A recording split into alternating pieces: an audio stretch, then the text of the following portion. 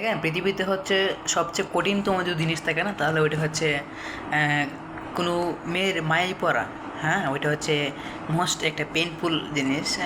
আপনি যদি একটা মেয়ের মায়ায় পড়ে যান তাহলে দেখবেন আপনি ঘুমাইতে পারতেছেন না, ওই মেয়ে আপনার স্বপ্নে চলে আসতেছে।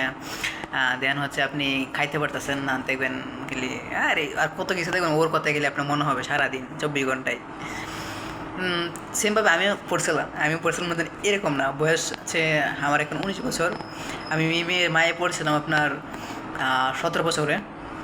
এখন 18 19 দুইটা বছর, ভাই কী কষ্ট, আরে ভাই এই বলার বাহিরে। হ্যাঁ, এখন দেখেন আমার মতো হ্যাপি মনে হয় আর কোনো পার্সন নাই, কারণ হচ্ছে আমি ওই মেয়ের মায়া থেকে অনেক দিন আগে চলে আসছি ছেড়ে। ছাড়তে কষ্ট হয়েছে, বাট আস্তে আস্তে আমরা দুজন ঝগড়া একটা সৃষ্টি হয়েছে। তারপর আঙ্গে ভেঙে হয়ে আমি ছুটে এসে পড়ছি।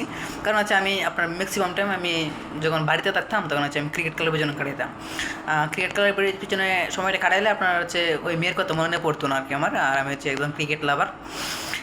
তখন হচ্ছে আমি অনেকভাবে ট্রাই করছি মেয়েকে ভুলে থাকার জন্য, SMS দিই না, এটা এখন হচ্ছে ব্লক মেরে ফেলে দিয়ে দিয়েছি। আর আগে আমি ব্লক লিস্টে থাকতাম, এখন আমার ব্লক লিস্টে থাকে ওরা। মানে মায়ায় পড়ে যাবে না ছেলে মানুষ, তোমরা মেয়েদের মায়ে পড়বাই না। হ্যাঁ, মায়ে পড়লে তোমাদের জীবন ধ্বংস। তোমরা সবসময় এটাই ভাববা যে আমরা হচ্ছে কারো মায়ে পড়বো না, এখানে আমার মতো। আরে ভাই, কি লাইফ এনজয় করবা, চিল করবা, চিল। কারো মায়ে পড়ে জীবন ধ্বংস করে লাভ নেই।